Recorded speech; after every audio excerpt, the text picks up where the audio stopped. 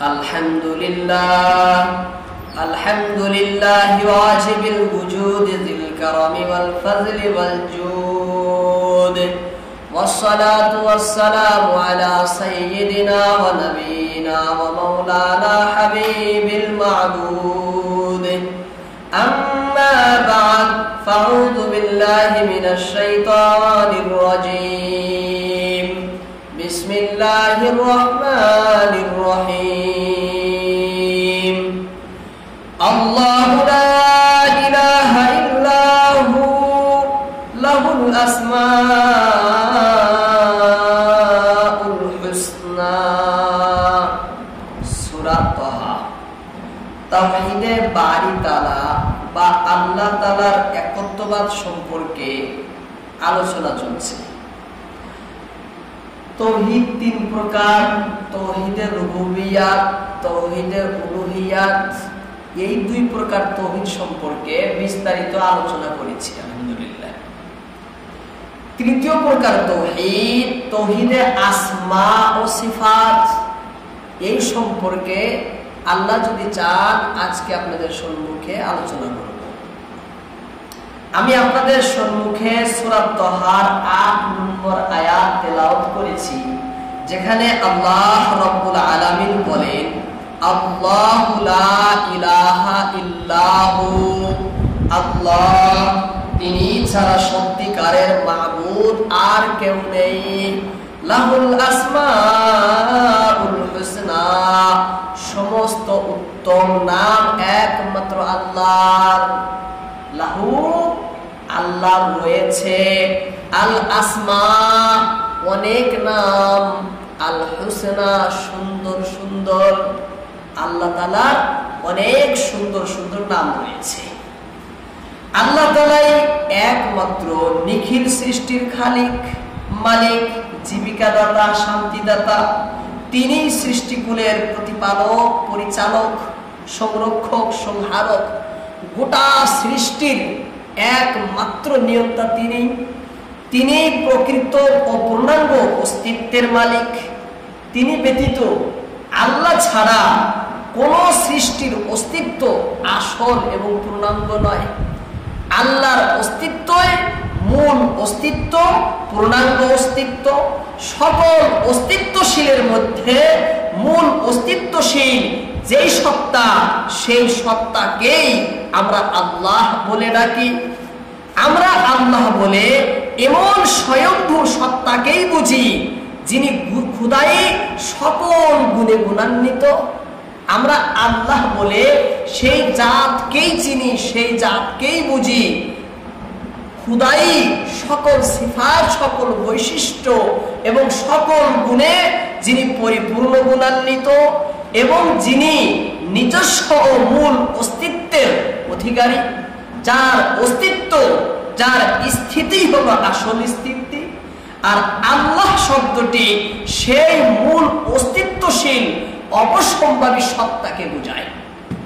যখন মুসলমানেরা আমরা যখন আল্লাহ বলি, সেই আল্লাহ বলে সেই পরিপূর্ণ গুণের অধিকারী, সেই পরিপূর্ণ সিফাত বৈশিষ্ট্যের অধিকারী, একচ্ছত্র সম্রাট এবং যিনি সমস্ত গুণে গুণান্বিত, গোটা সৃষ্টিকেই যিনি পরিচালনা করেন, সেই সত্তাকেই, সেই জাতকেই আমরা বুঝি। সেই জাতকে আমরা বুঝি এবং সেই জাতকেই বোঝাবার জন্য আল্লাহ শব্দ, সেই জাতকে বোঝাবার জন্য হলো আল্লাহ শব্দ। আল্লাহ এই শব্দটির কোনো লিঙ্গ নেই, কোনো বচন নেই, কোনো লিঙ্গ, কোনো বচন এই আল্লাহ শব্দের মধ্যে নেই। আল্লাহ শব্দের উৎস কি, কোন থেকে উৎপন্ন হয়েছে, এর মূল ধাতু কি, এ সম্পর্কে বিশুদ্ধ মত হলো যে এই শব্দটা নিজে নিজেই হয়েছে। অর্থাৎ এই শব্দটা জামিদ, ইসমে জামিদ বলা হয়, যে এই শব্দটা অন্য কোনো শব্দ থেকে বের হয়নি, অন্য কোনো শব্দ থেকে বের হয়নি।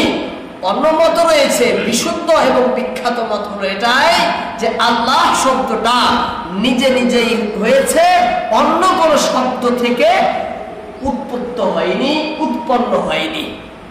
আর দুনিয়ার কোনো শব্দের অনুবাদ হবে না।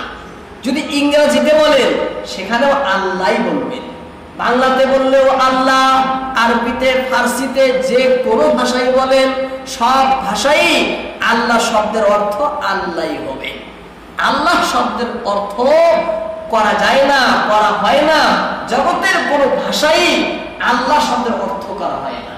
তাহলে আল্লাহর নাম, এই আল্লাহ শব্দটা সেই অবশ্যম্ভাবী পরিপূর্ণ অস্তিত্বশীল অদ্বিতীয় সত্তাকেই বোঝায়, যিনি গোটা বিশ্ব জগতের সৃষ্টিকর্তা, গোটা জগতের যিনি পালন কর্তা, সমস্ত সৃষ্টির যিনি সৃষ্টি স্বামী, পরিপূর্ণ অধিকারী মালিক, সমস্ত অধিকার যার অধীনে, যিনি সর্বপ্রকার দোষ ত্রুটি থেকে মুক্ত, ক্ষয়ক্ষতি থেকে পরিপূর্ণ পবিত্র, যিনি পুনত্ববাচক সর্বগুণে গুণান্বিত, এবং সেই সত্তার অসংখ্য অগণিত সংখ্যাত অসীম গুণ এবং সিফাত বৈশিষ্ট্য রয়েছে।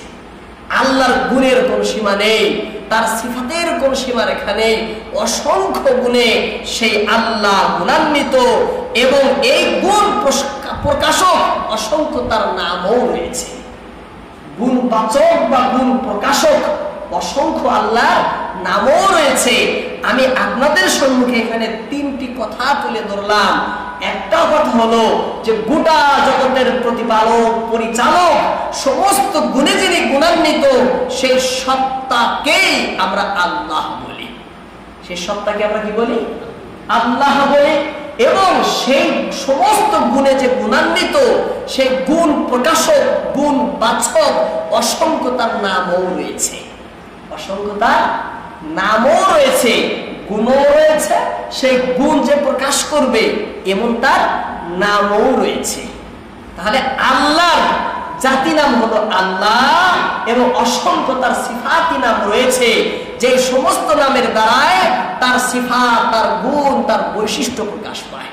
তার গুণ, তার সিফাত, তার গুণাবলী মানুষের সামনে, উম্মতের সামনে, সৃষ্টির সামনে প্রতিবাদ হয়, প্রকাশ পায়, এমন অসংখ্য তার নামও রয়েছে। আল্লাহর একটি নাম হলো রহমান।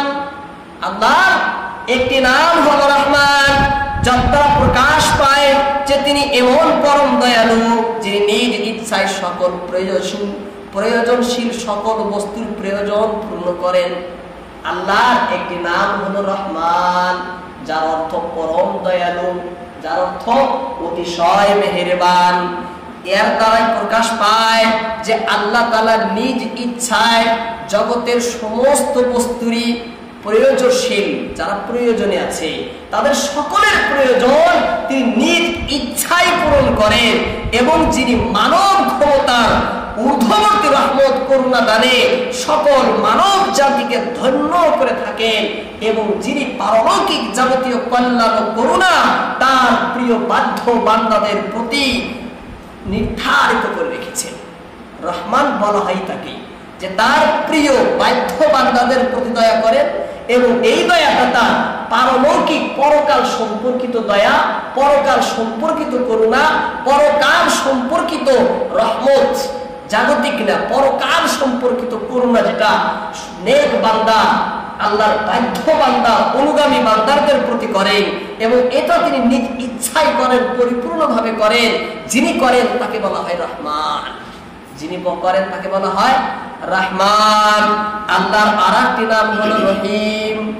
রহিম দ্বারা তিনি প্রকাশ করেন যে আল্লাহ অতিশয় দয়াময়, আল্লাহ নিতান্ত মেহেরবান, যিনি নিজ ইচ্ছায় পাপী তাপী, সৎ ও সৎ, মুমিন কাফির সকলের প্রতি সমান হারেই করুণা করেন।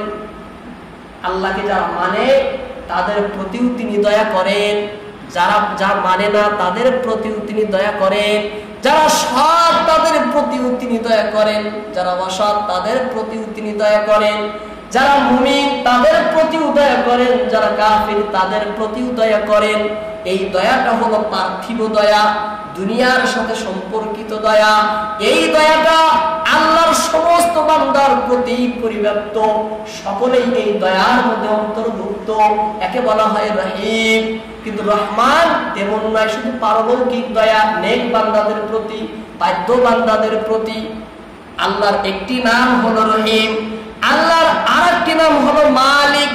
মালিক বা মালিক, যার দ্বারা প্রকাশ পায় যে তিনি মহাসম্রাট, যার দ্বারা প্রকাশ পায় তিনি মহাশাসক, যার দ্বারা প্রকাশ পায় তিনি মহা অধিপতি। সমগ্র সৃষ্টির প্রতি পরিপূর্ণ ক্ষমতা, কর্তৃত্ব তার রয়েছে। যেমন ইচ্ছা, যেভাবে ইচ্ছা, সম্পূর্ণ মালিকানা একমাত্র আল্লাহ। সম্পূর্ণ মালিকানা একমাত্র আল্লাহ। আল্লাহ যেমন চান, যেইভাবে চান, পরিপূর্ণ ক্ষমতা আল্লাহ আছে, সেইভাবে তিনি তার ব্যবহার করেন। চূড়ান্ত ক্ষমতা একমাত্র আল্লাহ। তিনি এমন মহাশাসক, একচ্ছত্র মালিক, যার কর্তৃত্ব ও প্রভুত্ব পরিপূর্ণ এবং চূড়ান্ত। পরিপূর্ণ এবং চূড়ান্ত। জাগতিক যত মালিক, সাময়িক যত মালিক আছে, তাদের নেতৃত্ব, তাদের প্রভুত্ব চূড়ান্ত না, পরিপূর্ণ না। একমাত্র আল্লাহর মালিকানা, আল্লাহর প্রভুত্বই পরিপূর্ণ এবং চূড়ান্ত। সকল সৃষ্টি পরিপূর্ণভাবে সেই মালিকের মুখাপেক্ষী, কিন্তু তিনি কারো মুখাপেক্ষী না। কিন্তু তিনি কারো মুখাপেক্ষী না, কারো মুহতাজ না। আর তিনি নিজ সাম্রাজ্যে এতই ক্ষমতাবান যে সমস্ত সৃষ্টি ও সর্বপ্রকার শক্তি তার নির্দেশের সম্মুখে নতশীল। যত শক্তি আছে, যত সৃষ্টি আছে, সমস্ত সৃষ্টি, সমস্ত শক্তি আল্লাহর নির্দেশের সামনে, আল্লাহর আনুগত্যের সামনে তারা মাথা নত করতে বাধ্য। তাহলে আল্লাহ চূড়ান্ত মালিক হলেন না? পরিপূর্ণ মালিক একমাত্র আল্লাহ। এইভাবে অসংখ্য নাম রয়েছে, যেই নামের দ্বারাই আল্লাহ তাআলার সিফাত, বৈশিষ্ট্য, গুণাগুণ তিনি প্রকাশ করেন। রহমান, রহিম, মালিক, কুদ্দুস, সালাম, এইভাবে অনেক নাম রয়েছে। আল্লাহর নবী, প্রিয় নবী মুহাম্মদ রাসূলুল্লাহ সাল্লাল্লাহু আলাইহি ওয়াসাল্লাম হাদিসের ভিতরেও অনেক নাম তুলে ধরেছেন। আল্লাহর এক নাম হলো জাতিগত বা সত্তাগত নাম, সেটা হলো একমাত্র আল্লাহ। এবং আল্লাহর সিফাতি নাম অসংখ্য রয়েছে। সিফাতি নাম, গুণবাচক নাম, তার কোনো সীমারেখা নেই। আল্লাহর নবী 99টি নাম হাদিসের মধ্যে তুলে ধরেছেন। শুধু কি 99 ছাড়া অনেক নাম আল্লাহ রয়েছে। 99টি মানুষকে বুঝাবার জন্য আল্লাহর রাসূল মানুষের সামনে পেশ করেছে। হাদিসটি আবু হুরায়রা রাদিয়াল্লাহু তাআলা আনহু বর্ণনা করেন, তিরমিজি সহ অনেক কিতাবের ভিতরে রয়েছে। নবীজি বলেন, ইন্না লিল্লাহি 99 ইসমা, আল্লাহ তাআলার 99টি নাম রয়েছে। মিয়াতান ইল্লা ওয়াহিদা, মিয়াতান 100, ইল্লা ওয়াহিদা এক কম। 99 মানে এক কম 100। মান আহসাহা দাখালাল জান্নাহ, যে এই নামগুলো মুখস্থ করবে সে জান্নাতে চলে যাবে। ইন্নাহু বিতরুন ইউহিব্বুল উতরা, আল্লাহ নিজে অযুগ্ম, তিনি অযুগ্মকে পছন্দ করেন, ভালোবাসেন। 99 অযুগ্ম সংখ্যা। আল্লাহ নিজে অযুগ্ম, তিনি অযুগ্মকে ভালোবাসেন, পছন্দ করেন। এরপরে প্রিয় নবী 99টি নাম উল্লেখ করেন, এক এক করে 99টি নাম উল্লেখ করেন। আল্লাহর নবী বলেন, ওয়াল্লাহুল্লাযী লা ইলাহা ইল্লাহু, তিনি আল্লাহ যিনি ছাড়া সত্যিকারের ইলাহ বা উপাস্য আর কেউ নেই। আর রহমান, তিনি সকলের প্রতি দয়াবান। আর রহিম, তিনি পরম দয়ালু। আল মালিক বা আল মালিক, তিনি মহা সম্রাট, মহা অধিপতি। আল কুদ্দুস, তিনি মহা পবিত্র, তিনি পরিপূর্ণ নিষ্কলুষ। আসসালাম, তিনি শান্তিদাতা, তিনি নিরাপত্তা দানকারী। আল মুমিনু, তিনি অঙ্গীকার পূর্ণকারী, ঈমান দানকারী। আল মুহাইমিনু, পরিপূর্ণ রক্ষণাবেক্ষণকারী। আল আজিজ, অপরাজেয়, যাকে পরাজয় করা যায় না, অপরাজেয়, অপরাক্রমশালী। আল জাব্বার, দুর্নিবার, মহাশক্তিধর। আল মুতাকাব্বির, মহামহিম, নিরঙ্কুশ, শ্রেষ্ঠত্বর পরিপূর্ণ অধিকারী। আল খালিকু, সৃষ্টিকর্তা। আল বারিউ, মহা উদ্ভাবক, মহাস্রষ্টা। আল মুসাব্বিরু, পরিপূর্ণ এবং প্রকৃত উপকার আকৃতি প্রদানকারী, আল গফফার পরম ক্ষমাশীল মহা ক্ষমাবান, আল কাহ্হার প্রবল প্রাক্রান্ত অতি কঠোর, আল ওয়াহ্হাব মহান দাতা সব কিছু দানকারী, আর রাজ্জাক জীবিকা প্রেরক রিজিক দাতা, আল ফাত্তাহ বিজয় দানকারী, আল আলিম সর্বজ্ঞ, আল গাবিদ প্রাণ সংহারকারী জীবিকা সংকীর্ণকারী দান বন্ধকারী, আল বাসিতু বিস্তৃতকারী উত্থাপ বিস্তৃতকারী প্রসারিতকারী উন্মুক্তকারী, আর খাফিদু নিচুকারী হ্রাসকারী প্রশমিতকারী, আর রাফিউ উন্নতকারী উত্থাপনকারী, আল মুইজ্জু মর্যাদা দানকারী মনোনয়নকারী, আল মুদিল্লু অপদস্থকারী হীনকারী, আল বাসীর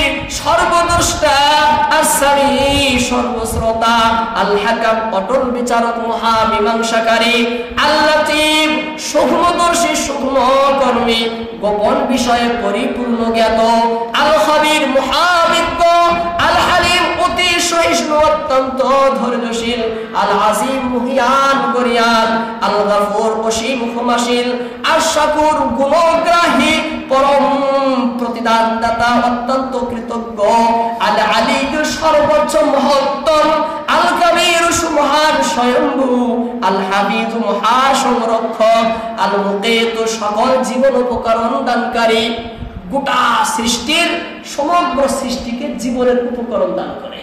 এইভাবে আল্লাহর নবী 99টি নাম পেশ করেন। এছাড়াও আর অনেক নাম আল্লাহ রয়েছে যেগুলো অনেকে জানে। কোরআনের ভিতরেও 99 ছাড়া অনেক নাম এসেছে, হাদিসের মধ্যেও এসেছে, এবং অনেক নাম এমন রয়েছে যে নাম সম্পর্কে কেউ জ্ঞাত নয়, যে নাম সম্পর্কে কেউ জানে না, কারণ পরিপূর্ণ সিফাতের অধিকারী আল্লাহ তাআলা। অনেক নাম সম্পর্কে কেউ জানে না, এই সম্পূর্ণ নামের দ্বারাই প্রকাশ পায় আল্লাহর সিফাত, আল্লাহর গুণাগুণ প্রকাশ পায়। আলিম মানে ইলমওয়ালা, হালিম মানে হিলমওয়ালা, আজিম মানে আজমতওয়ালা, কাবীর মানে কিফরতওয়ালা। এই সমস্ত নাম সিফাত প্রকাশ পায় না আল্লাহ।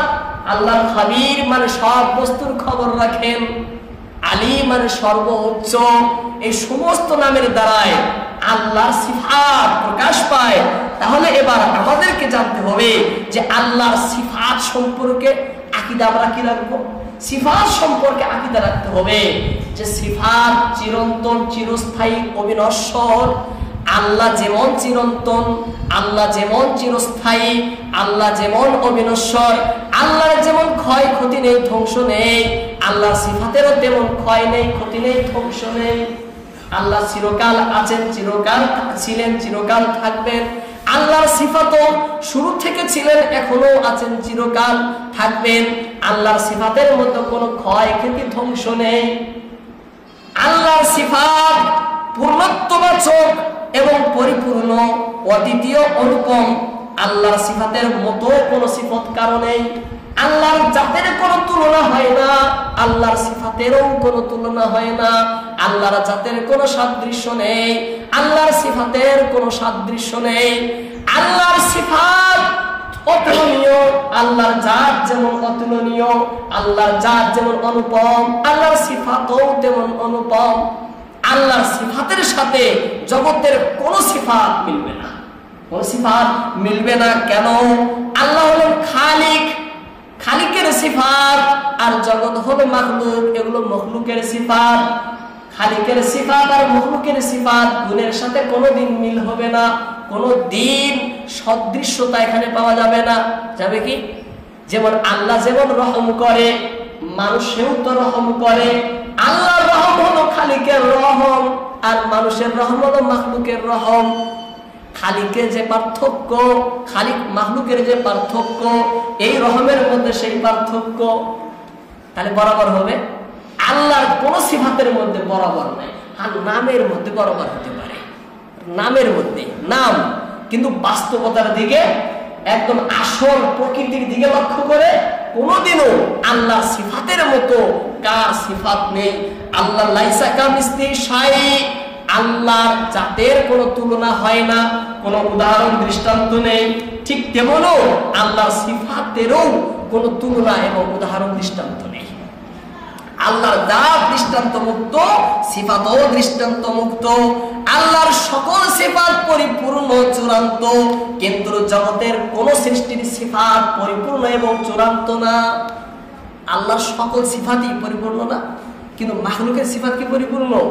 পরিপূর্ণ না, চূড়ান্ত না। মাখলুক দয়া করে, সে কি পূর্ণ দয়া করতে পারে? পূর্ণ দয়া করতে পারে না। মানুষে জানে, সে কি পূর্ণ জানে? চূড়ান্ত পর্যায়ে জানে? চূড়ান্ত পর্যায়ে জানে না। সেই জন্য মানুষের সিফাত আর সৃষ্টির সিফাত কোনদিন বরাবর হয় না। এই জন্য আল্লাহর সিফাত উলামারা বিস্তারিতভাবে খুলে খুলে বোঝাবার জন্য দুই ভাগে বিভক্ত করেছেন। কয় ভাগে? দুই ভাগে। নাম্বার 1 সিফাতে মুহকামাত, নাম্বার 2 সিফাতে মুতাশাবিহাত। নাম্বার 1 সিফাতে মুহকামাত, নাম্বার 2 সিফাতে মুতাশাবিহাত। সিফাতে মুহকামাত কাকে বলে? সিফাতে মুহকামাত বলা হয় মহান আল্লাহ তাআলার ওই সমস্ত সিফাতকে, ওই সমস্ত গুণাগুণকে যার অর্থ প্রকাশ্য, যার অর্থ সুস্পষ্ট, যার অর্থ দ্ব্যর্থহীন, যার অর্থ এমন পাকাপোক্ত, যার মানে মর্ম নির্ণয়ে কোন রূপ সন্দিহানের সম্মুখীন হতে হয় না।